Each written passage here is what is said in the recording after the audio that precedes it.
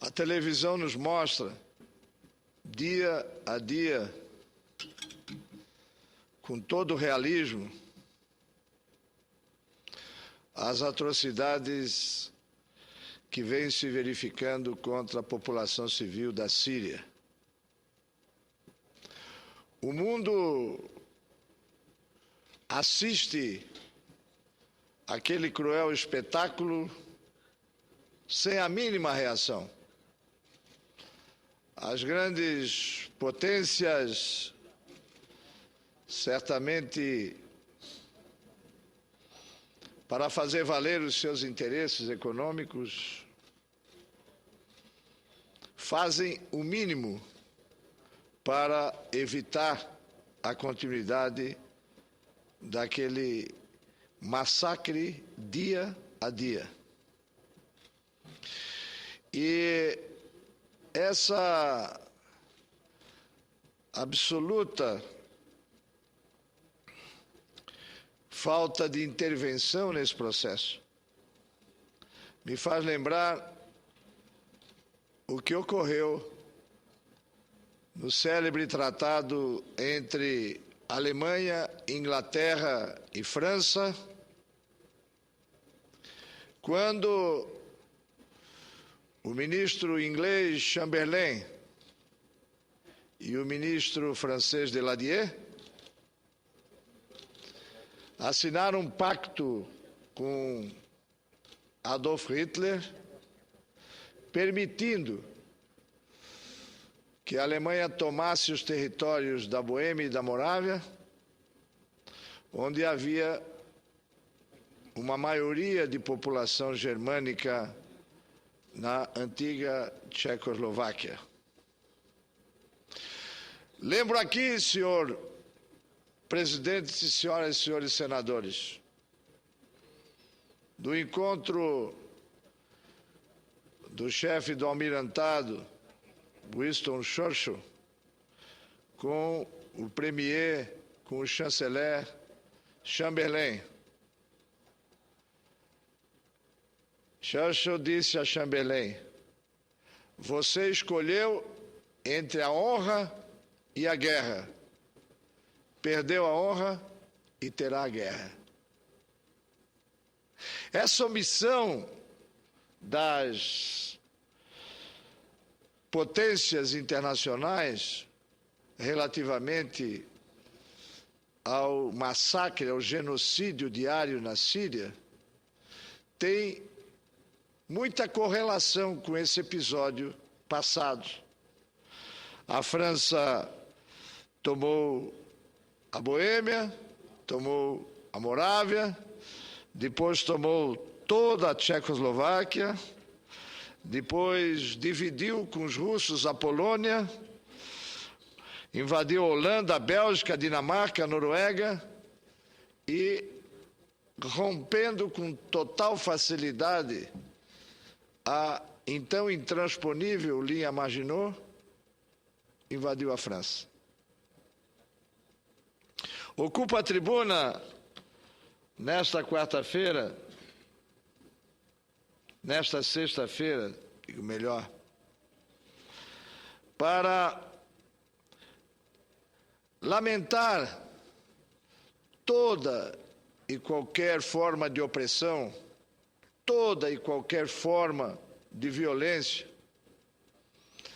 A nação assiste estupefata, atônita, ao caso do assassinato do empresário presidente da empresa IOC.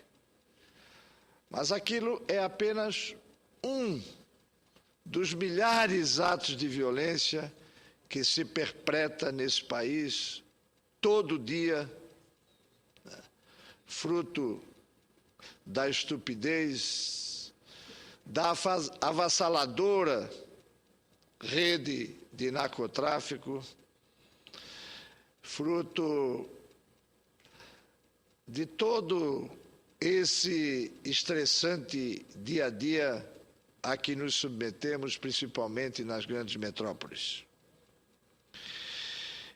E hoje, senhor presidente, senhores senadores.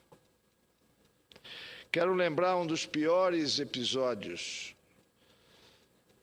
da barbaridade, da atrocidade, da violência,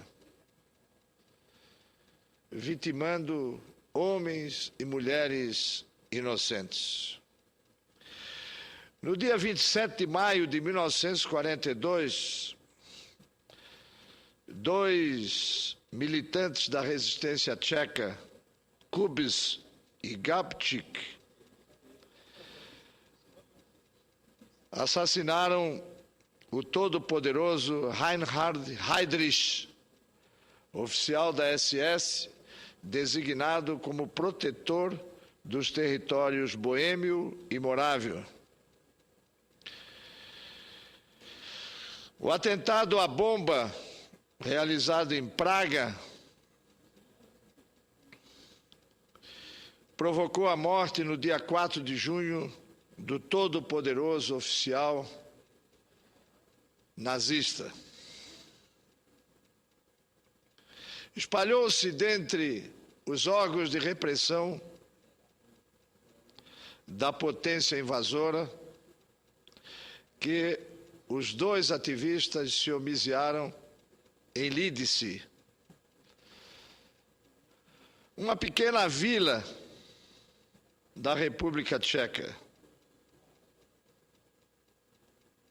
Não obstante os dois ativistas terem se escondido numa igreja em Praga e tenham ali se suicidado quando era iminente a sua prisão, em 10 de junho,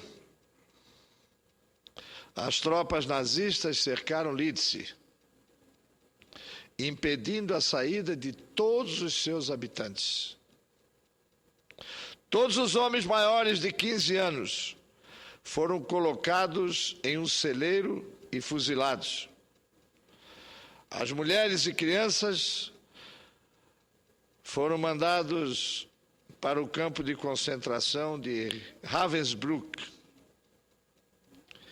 Estima-se que, ao todo, 173 homens, 60 mulheres e aproximadamente 88 crianças foram vítimas do ataque nazista.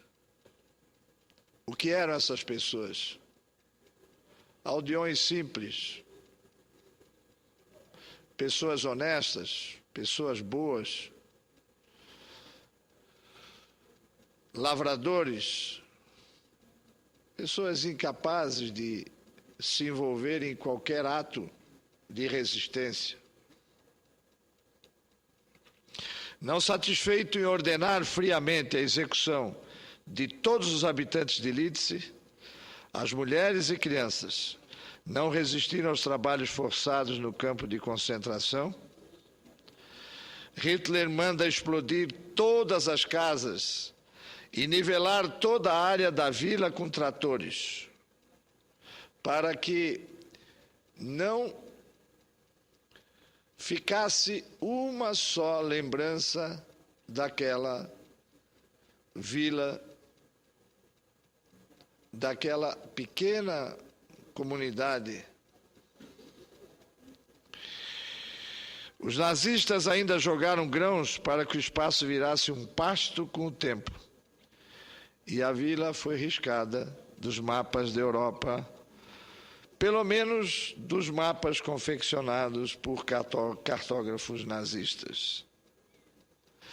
O que é mais estarrecedor, senhor senador, presidente, senhoras e senhores senadores, os nazistas noticiaram ao mundo, com todos os detalhes, o que acontecera em Lídice.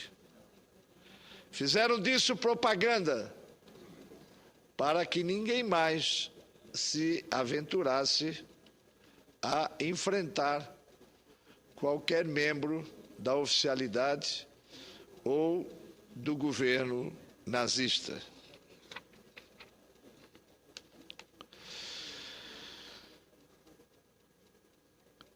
Esses fatos ocorreram no dia 10 de junho. 10 de junho de 1942, portanto, há 70 anos. No próximo domingo, toda a República Tcheca, toda a República Eslovaca e todo mundo onde as pessoas exaltam a paz e condenam a violência, se lembrará esse triste episódio que envergonha a espécie humana, que nos envergonha a todos, como tantos outros que vêm sendo perpetrados por ditaduras estabelecidas, tendo como lema a opressão contra as liberdades, contra os direitos, contra aquilo que é o apanágio da democracia como tal instituída na velha Atenas. Senhor presidente, senhores senadores, uso essa tribuna hoje para lembrar esse episódio, condenando as atrocidades, todas elas, sejam aqui no país, sejam em qualquer parte do mundo. E o faço, senhor presidente, senhoras e senhores senadores, prestando uma homenagem ao povo tcheco, ao indefeso povo tcheco, que pelas mãos das duas potências, a Inglaterra e a França, tiveram o seu território invadido para atender a megalomaníaca tese da falta de espaço vital que a Alemanha reclamava para tomar territórios tchecos, territórios polacos, e acabou estabelecendo uma sede de conquistas e chegou, inclusive, a vitimar a própria França de Daladier. E quase propiciou a invasão da Inglaterra. Não fosse a heróica resistência da RAF, não fosse a heróica resistência do povo inglês, e não fossem as condições geográficas que, na condição de ilha, permitiram à Inglaterra uma resistência bem-sucedida. Senador Luiz Henrique, só, se me permite, antirregimentalmente, uma observação. Aqui no Senado, nós temos uma senadora da Bahia, senadora Lídice da Mata, e o seu nome foi dado em homenagem aos assassinados na cidade de Lídice. Vossa Excelência lembra bem. Que ela se manifestou outro dia a favor de uma proposta da senadora Ana Rita para suprimir o nome de Filinto Miller por suas ligações com o nazismo de uma ala do Congresso Nacional. Que é uma sugestão muito importante. Eu ia exatamente me referir à nossa colega Lídice da Mata e cumprimentar seus pais por, ao terem lhe dado esse nome, fazer da luta de Sua Excelência, da sua garra, das suas posições, uma lembrança desse massacre odioso e inaceitável.